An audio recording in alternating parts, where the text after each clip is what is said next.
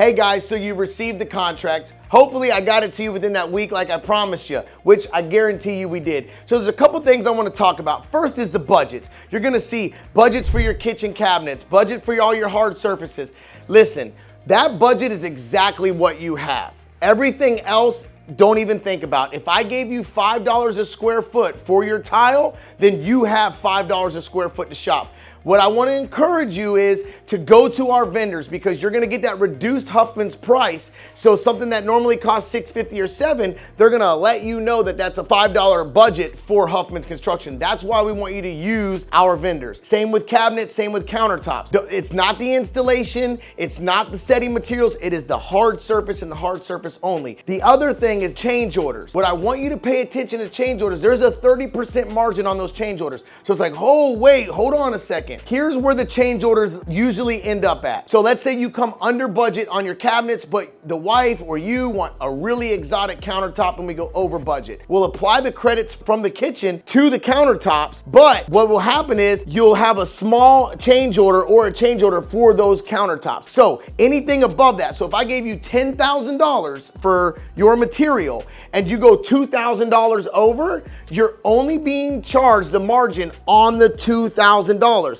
So it'd be the $2,000 at a 30% margin. John, 30 seems like a lot. Well, 30 isn't a lot when you understand the excellence and the responsiveness, the attitude, and the liability that we take here.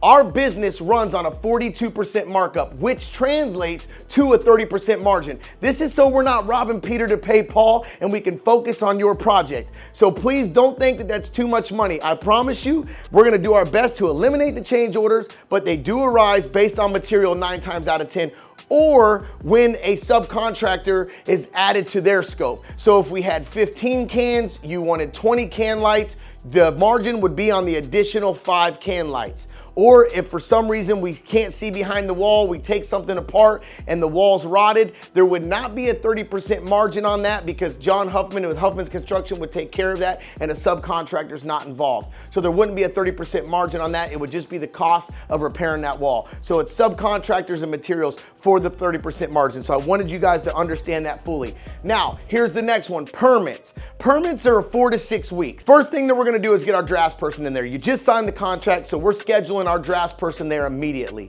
Once she draws it, it takes a week, takes about another week for you to approve it. That's 2 weeks down. Then we've got 4 weeks once we submit it, best case, 6 weeks, worst case. Yes, you're thinking properly, that's 2 months. Here's how we utilize the 2-month process. You're gonna get your drawings done, you're gonna get the approval done, we're submitting for permitting, and we're taking care of all the selections. Everything that you need to pick out, we're gonna take care of that immediately. The office is gonna send you an email with every bit of things that you have to pick out. We're gonna give you homework. As you select those items, that homework gets smaller and smaller every week that it goes out. It holds us accountable to making sure that we're on the right page. It holds you accountable knowing what you have to pick out so we can get your job done in a timely manner. So we're utilizing those times of waiting for the permit, doing other work for you, design and selections. We can also get in and begin the demo and get up to certain areas before their inspections are needed. So there are ways to get ahead of the game.